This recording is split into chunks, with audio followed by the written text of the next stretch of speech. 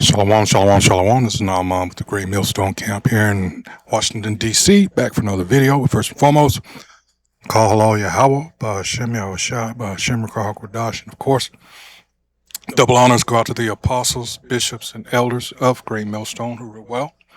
Salutations also go out to the fellow Akim that are out there on the highways and byways, all right, and to the few Akwath that happen to be watching. Also, we're out there on the highways and byways to push the truth across the four corners of the earth and provide numerous videos that are uploaded on a daily for everyone's edification. And this is also done in order to wake up the remaining, hopefully, elect of our people. All right. So what we have here, every now and again I'll do this. This is Professor Black Truth's channel. And since I said that, hold on just 1 minute. All right, let's go here real quick. All right.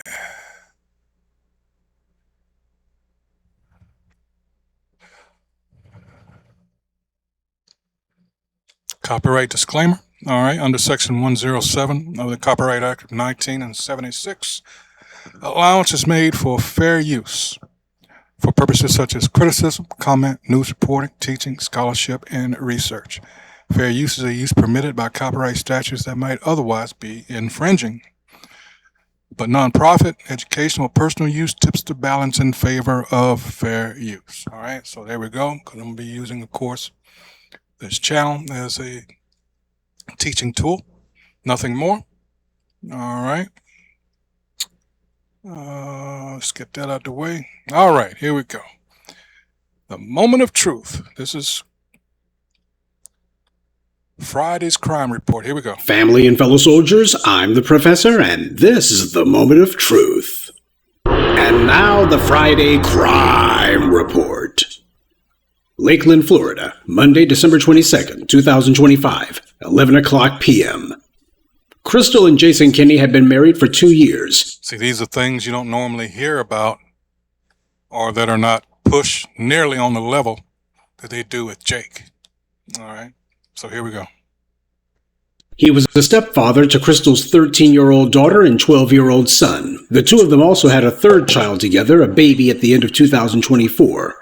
Jason Kinney was watching a football game between the San Francisco 49ers, his favorite team, and the Indianapolis Colts. In addition to being an avid NFL fan, Jason was also an avid drinker, too. He had been drinking very heavily that night. Jason and Crystal's relationship had been anything but smooth, and tonight it was going to go all the way bad. During the game, the two of them began to have yet another serious argument. It got so bad, though, that this time Crystal told her son to go and call 911. The boy fled the house to go next door and call from a neighbor's home, and as he was leaving, he heard a gunshot. Police had arrived within 5 minutes of the 911 call, but it was already too late. Crystal was dead with a gunshot to the head, and her 13-year-old daughter had also been shot twice, once in the shoulder, the second time in the face with the bullet exiting out the top of her head. The child would be rushed to the hospital in critical condition.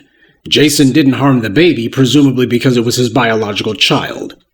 Jason had fled the house just before the police had arrived. He then called his sister in New York, telling her that he had done something terrible, that it was the last time they would ever speak, and that he wasn't going to go to prison for the rest of his life. He went to his father's house in nearby Lake Wales to hide. Deputies were tracking him. They surrounded the property and closed in on a utility shed that was there. A single gunshot was heard from the shed. Jason Kinney would be found inside with a gunshot to the head. According to the Polk County Sheriff's Office, Jason Kinney has no criminal history. Well, that doesn't mean he wasn't committing any crimes, though, because his wife left a note pleading with him to stop doing cocaine again. So he had been doing it previously. She also... What? He was doing coke? I wonder if they put this in the news.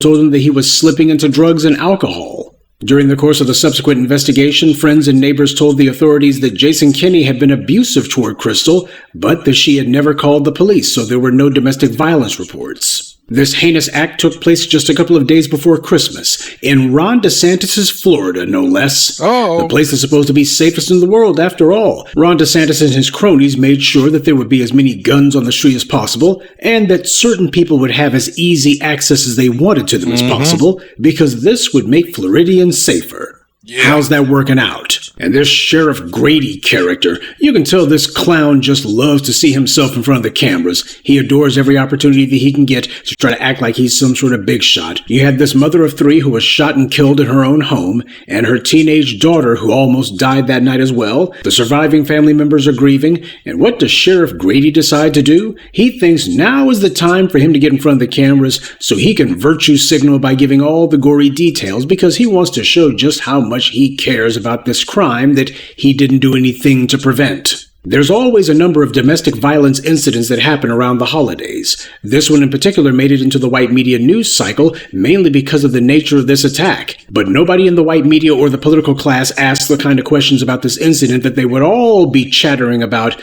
if the assailant happened to be, say, black. This was a mass shooting that took place. 3 people were shot, 2 of them killed, and yet that's not the way the white media is reporting on this, not calling it a mass shooting. I guess they needed to see more victims get shot first, or they needed to see a black gunman. So as usual, it's not about saving lives, it's about saving face. Oh, and before any of the people from the white right ask, if you look at Chicago during that entire 3-day weekend that this killing occurred, you find that 3 people were shot and killed during the entire 3-day weekend in the city of Chicago. Millions of people in what Fox News tells us is the most dangerous city in America, and yet you had one guy in Florida who was responsible for shooting 3 people and killing at least 2 of them. One guy. By the way, only one of the shooting victims in Chicago that weekend was black. Just thought I'd throw that in there because we know that's always what the white right really cares about whenever they mention the death toll in Chicago. But predictably, there was more Christmas carnage that took place last week, although the white media decided... Yeah, we got to slander Jake. You know, and that reminds me of, let's get that scripture. All right. Let's go to Psalms.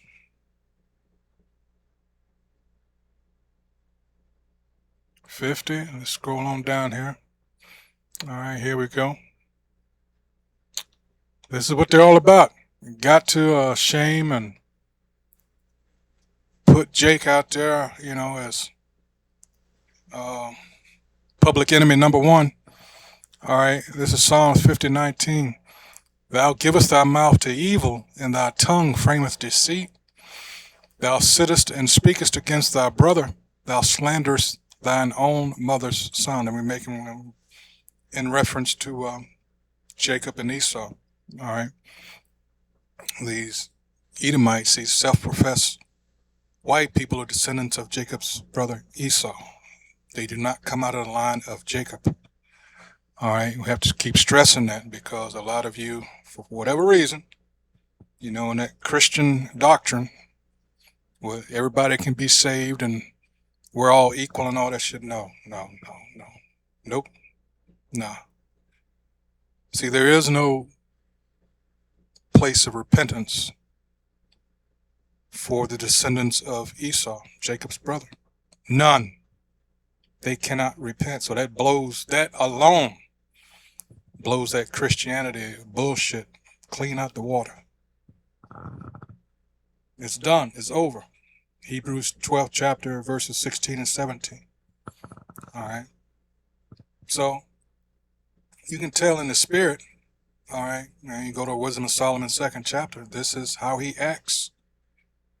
All right. Especially now, you're starting to, at least I hope you at this point are starting to see what we've all been telling you for so many years now. All right.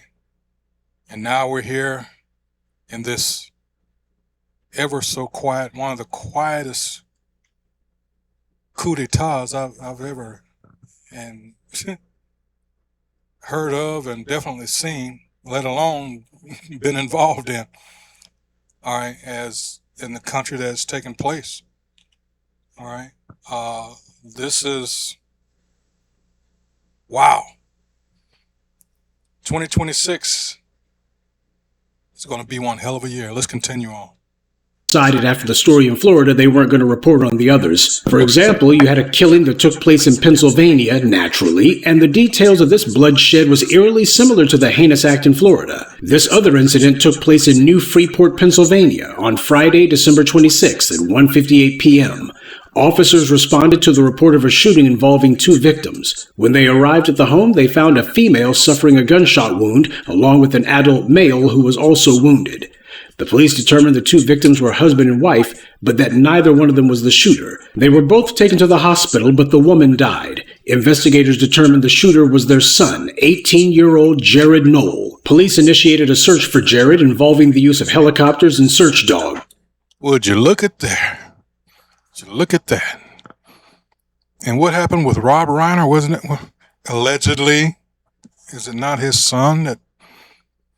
Oh man. But wait a minute. Jake is again put out there as the problem. Wow. Wow. Has it dawned on anybody yet that perhaps they do this intentionally? Just a thought. They told the public he was to be considered armed and dangerous. At 6 o'clock p.m. the next day, authorities announced that he had been caught in West Virginia and taken into custody by the West Virginia State Police without incident. Well, of course, they took this fugitive killer in alive because he wasn't black. Knoll has since been charged with homicide and attempted homicide, and at last report is awaiting extradition to Pennsylvania. You know, James Carville, the Cajun Skeletor, said that Pennsylvania is Philadelphia in the east, Pittsburgh in the west, and Alabama in between. And boy, does this story prove it. And have the authorities been able to find any sort of motive for this heinous act? What was Scooter Jr.'s reason for murdering his own mother and trying to kill his own father? Hell, with these creeps, it could be anything. Maybe he didn't get the right color bike for Christmas, not enough mayonnaise on Christmas dinner, ain't no telling. But whatever the reason for this killing was, apparently it wasn't sufficient enough for the white media to give this story the coverage that it deserves. I guess they just found the optics to be problematic. And this whitewash... Wait a minute, let's check out something here real quick. Let's see.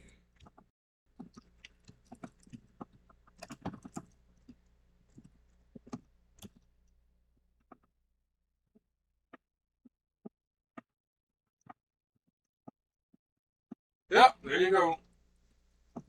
I thought it was. Okay, let's go. Continue on. Washing of the headlines became even more difficult given events from this week. On Tuesday of this week, you had a quadruple homicide that took place in a Seattle suburb. On Tuesday, December 30th, 80-year-old Danielle Culliver and her son, Mackenzie Williams, were found dead at her home in Mercer Island, which is described as a swanky Seattle suburb. Danielle also had a second son, Dominic Culliver, who lived with his wife in Issaquah. The Mercer Island police informed the Issaquah police that they had found the dead bodies of Danielle and her son Mackenzie and asked them to perform a welfare check for Danielle's other son. The Issaquah police found Dominic and his wife both dead at their home, too. Police haven't named a shooter, but it's being investigated as a mass murder-suicide, and from the reports, apparently Mackenzie Williams is the person they think did it. And what would be the motive? Well, it's a little bit difficult to say, but here's what was going on. Dominic Culliver, who was Danielle's youngest son, had been diagnosed with Angelman syndrome, which is a rare genetic disorder that causes severe developmental delays and requires extensive round-the-clock care. In fact, Dominic had lived with his parents until his father died in 2018. But in a court declaration, Mackenzie Williams accused Danielle of abusing Dominic physically and emotionally. She denied this. Mackenzie tried to get power of attorney so he could be solely responsible for his younger brother's care. Danielle would accuse Mackenzie of unduly influencing his younger brother. Danielle would wind up being charged with fourth-degree assault after a confrontation with Mackenzie when she refused to let him enter her home.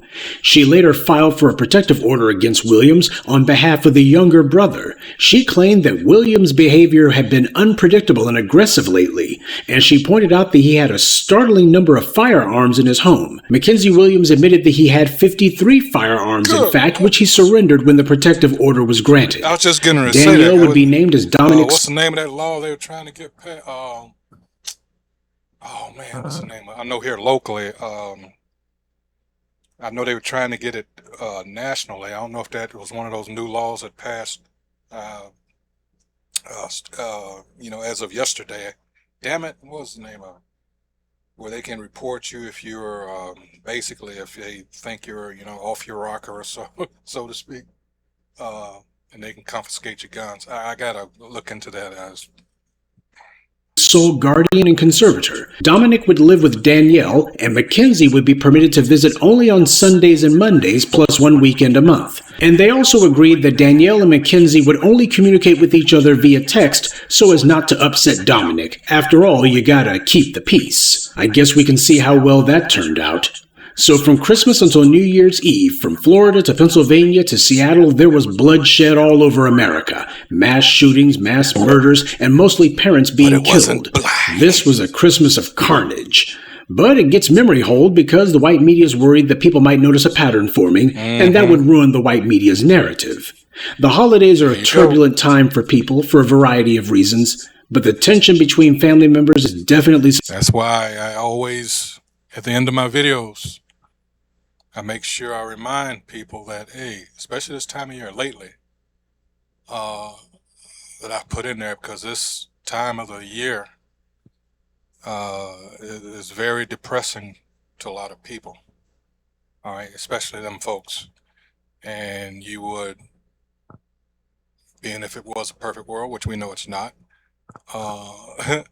you would hear a lot more of this, but we know the game that's being played. So therefore, like I said, they memory hold a lot of this shit because, like he said again, you would start to see a pattern if you haven't already.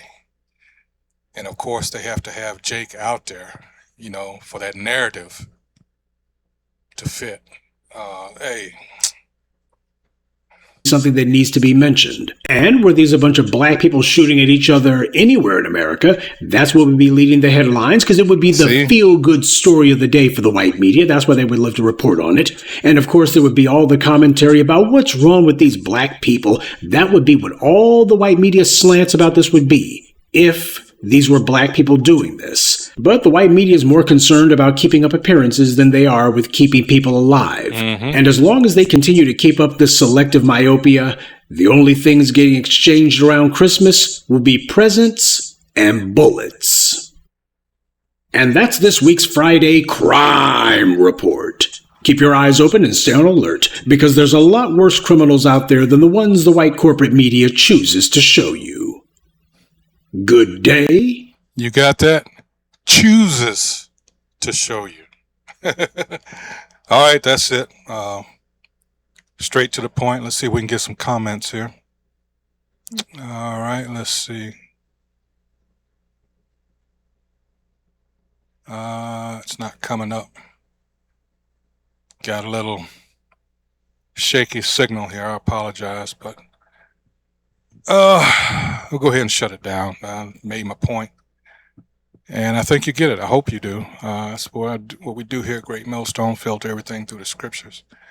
And again, this is the game that our enemy, all right, continually plays. All right.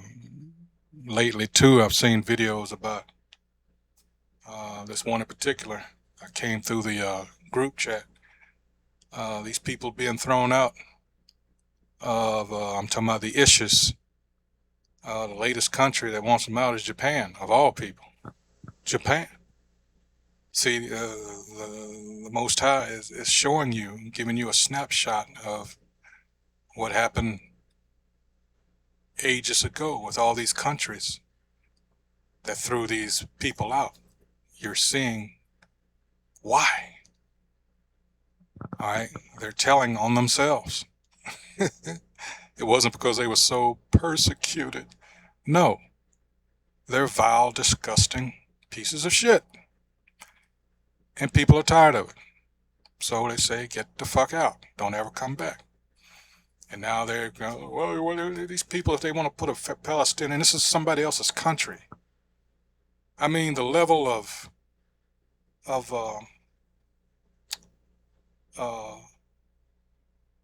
what's the word?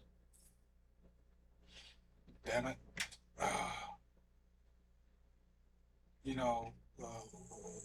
The people, the professional victims, you know, how dare you? But anyway, until the next video, again, as a reminder, remain circumspect out here, all right? Especially now, all right? Because things are turning even more so, all right? Like I said earlier, 2026, one hell of a year, all right?